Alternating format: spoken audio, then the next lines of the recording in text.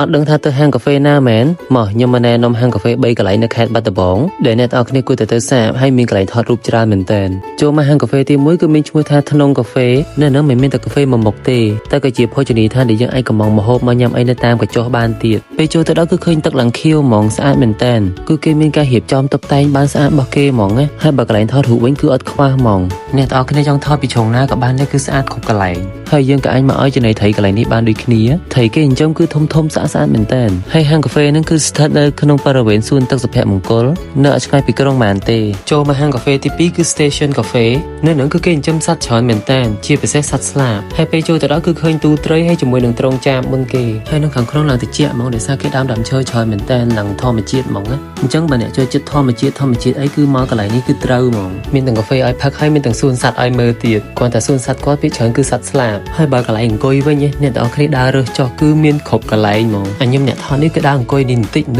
ដើម្បីថតអញ្ចឹងទៅហើយកន្លែងអង្គុយមកកន្លែងគឺថតរូបចេញមកគឺប្លង់ខុសគ្នាទៀតស្អាតមែនតើគាត់ប្រកាសរៀបចំហ្មងដល់ពេលហើចុះហើឡើងមកអង្គុយកន្លែងក្បែរមាត់ទឹកនេះវិញដោយសារវាស្អាតហើយ fresh មែនតើបានតែអង្គុយផឹកកាហ្វេបែបស្ងប់ស្ងាត់ relax ជាមួយនឹងមាត់ទន្លេបន្ថែមហើយមានអាឡូរីឲ្យយើង enjoy ជាមួយទៀតចូលមកហាងកាហ្វេទី3គឺលើ Tropic Cafe នៅនឹងគ្រាន់តែផ្លូវចូលគេគឺស្អាតមែនតើថតរូបបានច្រើនហ្មងកន្លែងហ្នឹងហើយកន្លែងគាត់ក៏មិនមែនមានតែហាងកាហ្វេតែមួយទេក៏ជាភោជនីយដ្ឋានដែលយើងអាចមកញ៉ាំអាហារក៏បានដែរសំខាន់ការរៀបចំនៅក្នុងហាងរបស់គាត់គឺស្អាតមែនតើថតរូបបានច្រើនកន្លែងហ្មងហើយអ្នកគេធ្លាប់ទៅហាងកាហ្វេទាំង3នេះខ្លះចាំជួយ comment ប្រាប់ផងថាមិនដែរអញ្ចឹងវីដេអូខ្ញុំមានតែប៉ុណ្្នឹងទេជួបគ្នាវីដេអូពីក្រោយបាយ